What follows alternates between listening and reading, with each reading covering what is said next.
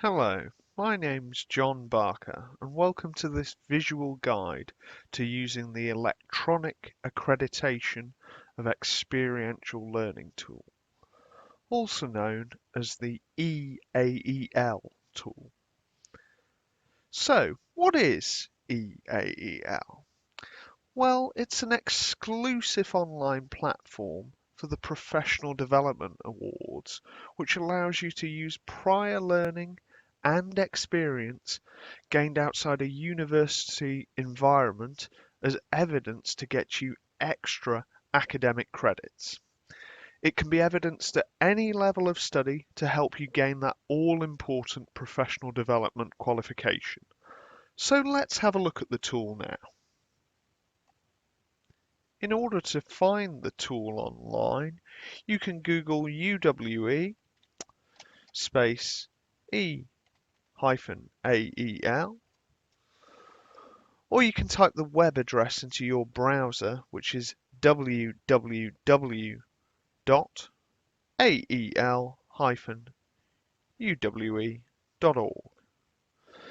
And when you click on the link or come to the home page, this is what you'll be presented with.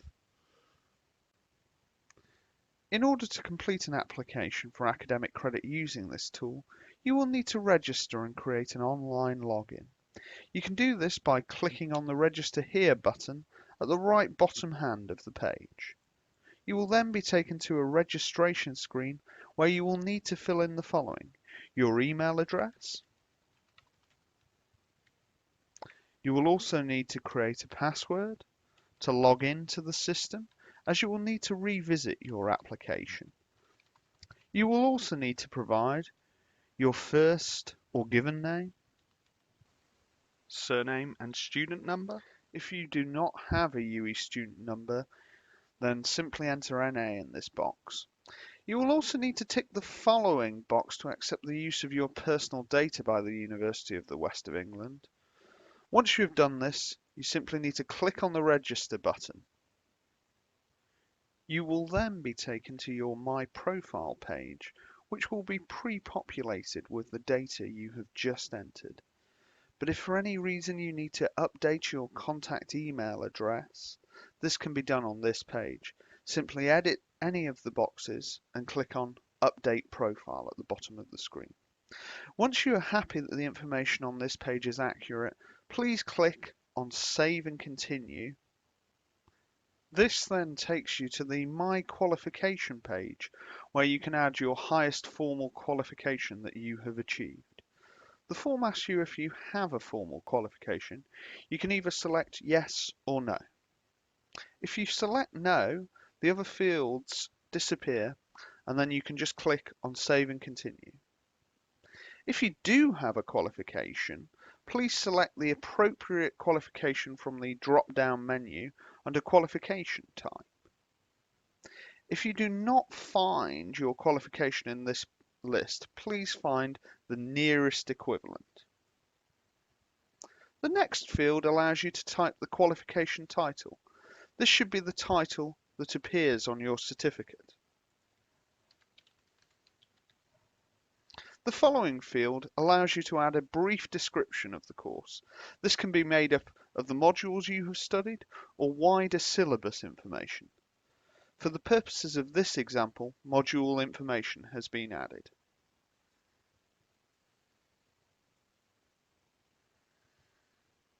The next field is the awarding body or institution which awarded you this qualification. This information will also be on your certificate.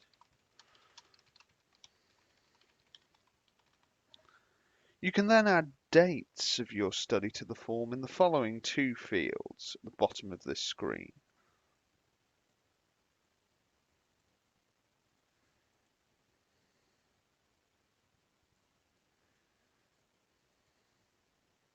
Remember that if you need to make any changes to this information later, you can simply edit the information and click on the Update Level button.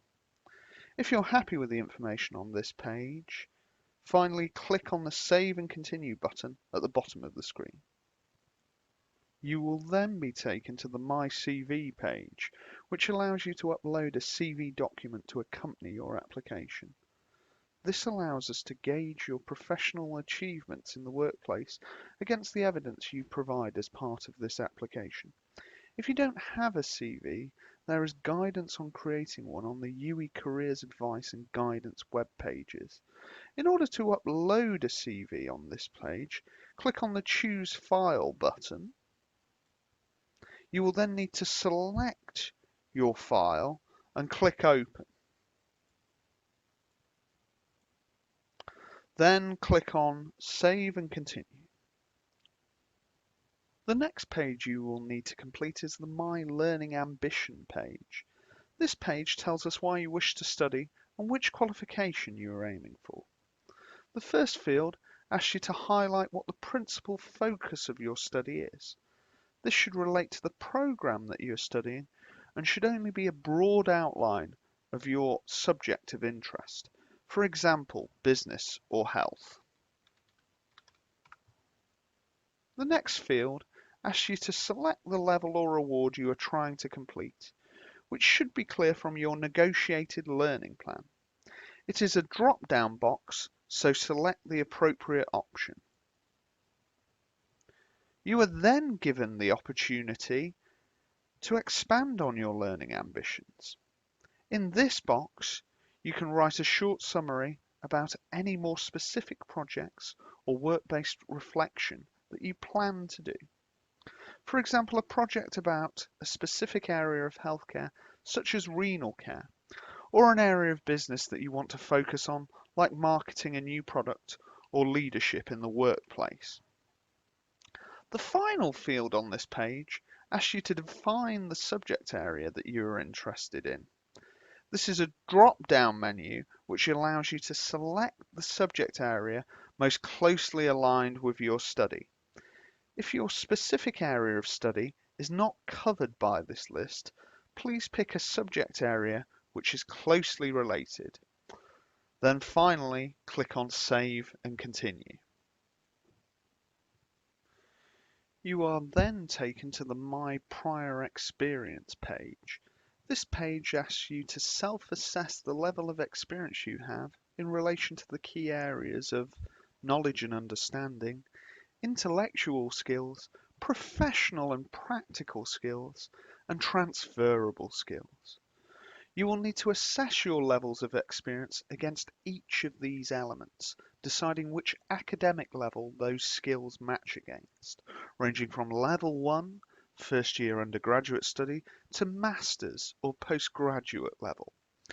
In order to do this, you will need to click on the Edit button, which opens up the following drop-down menu, allowing you to select the applicable level of skill in the subsections.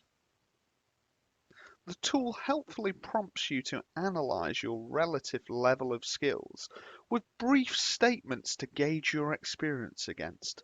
For example, I can identify relationships and contradictions between principles and ideas. Select the level most applicable to you and be sure to select a skill level for each of the subsections.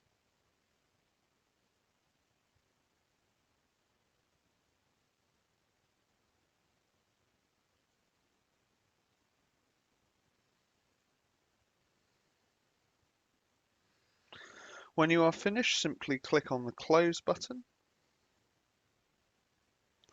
Then repeat this self-analysis for each of the sections so that each section has a green tick next to it. If there is a red cross next to the section, you will need to revisit this, as the tool will not let you evidence these skills until you have identified a particular skill in each section. When this section is complete, the message at the top of the page will read "All indicators completed."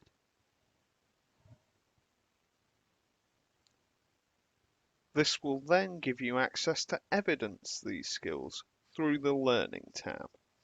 You can access this by either clicking on the Learning tab across the top of this page or on the arrowed Learning button here. You will then be taken to the Statement Details page, which allows you to title your piece of work in the first field and asks you to summarise this learning experience. Examples of this could include specific project work, a program of work-based professional development, research and publication activity, or training.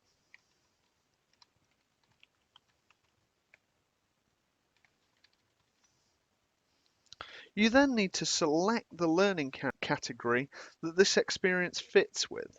You can select more than one category if applicable. You do this by clicking on the boxes. In the next field, you need to select and reflect on your learning outcomes during this period. Reflect briefly on the areas of knowledge and understanding, intellectual skills, professional and practice skills, and transferable skills. This should be influenced by the selections you made on the previous Experience tab. Write a couple of sentences for each of the learning outcomes. Once you have done this, you will need to provide an appropriate timescale for when you completed this learning in the workplace. Simply select the month and year using the drop-down boxes.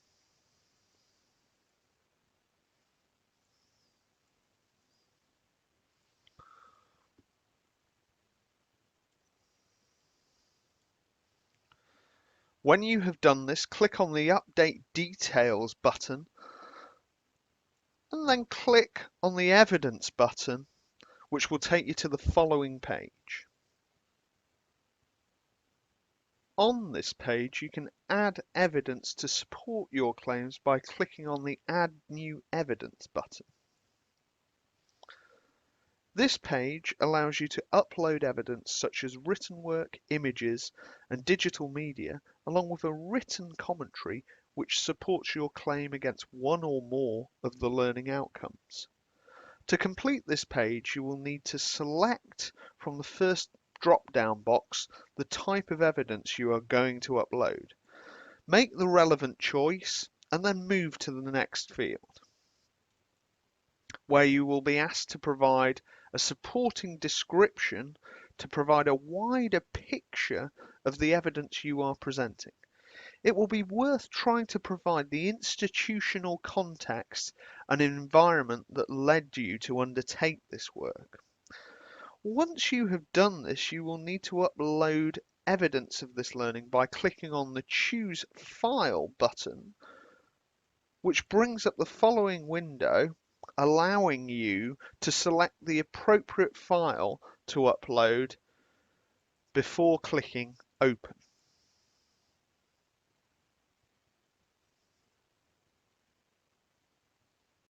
When thinking about the types of evidence you wish to use, remember to consider the following: the relevance of evidence to each of the learning outcomes.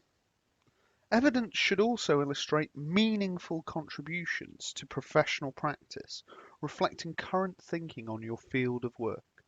If you're illustrating work which was completed over 5 years ago, you will need to evidence how this learning has been kept up to date and is still being used.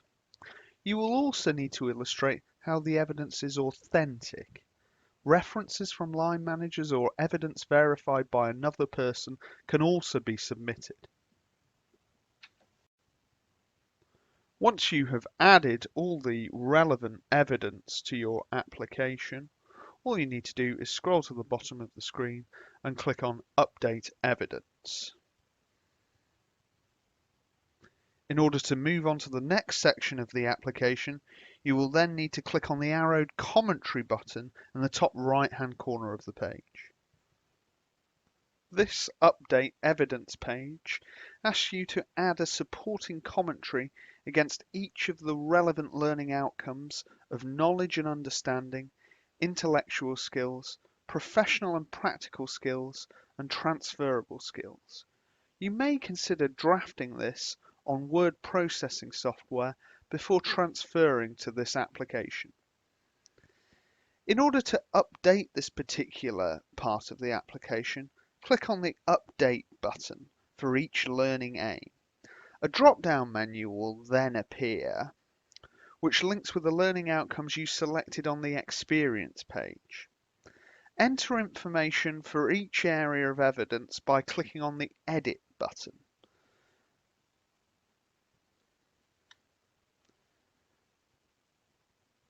When you have finished evidencing this area, click on the Update button. You should add commentary for each of the learning objects.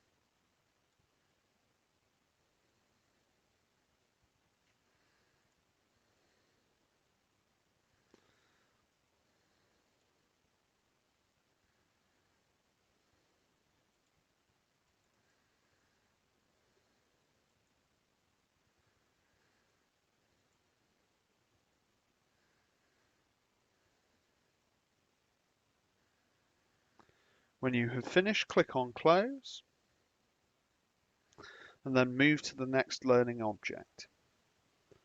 When this is done, each learning object will have a green tick next to it. Don't forget you can add multiple pieces of evidence and commentary to support your claim by simply clicking on the Learning tab and then on the Add New Learning button. When you're ready to submit your proposal, click on the Proposal tab and then on the arrowed Submit button.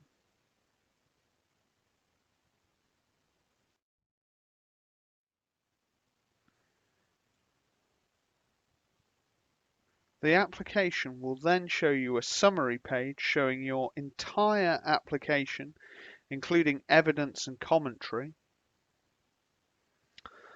and then it will allow you to submit the application formatively.